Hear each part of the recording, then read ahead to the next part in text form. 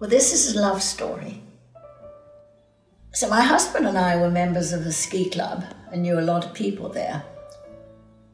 My husband actually met someone else and left me. So of course the new ski club knew all about this. There's always lots and lots of gossip around. Anyway, one of my friends there came up to me one day and said that she had a friend who had been divorced for 7 years and really would like to meet a woman, but he emphasized that she must not be bitter. Well, I thought that was a kind of strange remark. So I said, sure, I'm happy to meet him. So she said, well, why don't we all have lunch together on one Friday? And I said, okay. And as I'm a member of the Granite Club, I thought it might be a good idea if we met there.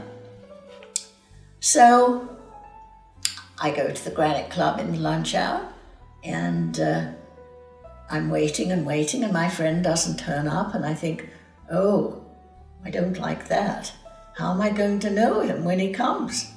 So I'm sitting there, and I begin to notice a man walking up and down in the hallway, and I thought to myself, I wonder if that could be him. So after a few minutes, he actually came over to me and he said, excuse me, you wouldn't by any chance be Rosemary Davis, would you? And I said, well, yes, I am. And he said, well, I'm Alan Jarvis, and for some reason or other, our mutual friends doesn't seem to be turning up. So would you like to have lunch with me? And I said, yeah, that would be lovely. And I'm a member here, so why don't we have lunch at the Granite Club? So off we went and had lunch, and we talked a mile a minute, and he said, do you like dancing?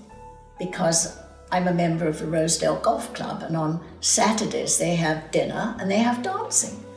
And I said, yes, I love dancing. That sounds wonderful. So next day was Saturday, and he picked me up and off we went to Rosedale and had a wonderful time. And on the way home, I was sitting beside him in the car, and I suddenly realized, you know, I want to marry this man. Now, you could read this in a book, and you'd think, oh, what a lot of nonsense. But this is actually true. I fell in love with him, and he fell in love with me. So a year later, we were married.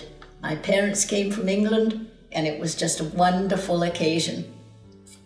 Alan was a member of the Royal Canadian Yacht Club, and we had a boat, and we had a wonderful time sailing, and it was absolutely amazing. Sandra, that time who was 13, came to live with us. Very, very difficult. Didn't like anything, didn't like me. We sent her to private school because she was so difficult.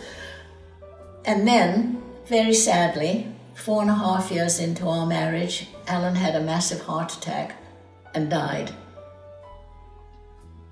And that was a really unbelievably terrible moment in my life. I did remarry later on, happened to be a cousin of his. Sandra and I are still great friends. She came to like me after a while and put up with my English strictness. And now she has grandchildren, and we see each other all the time.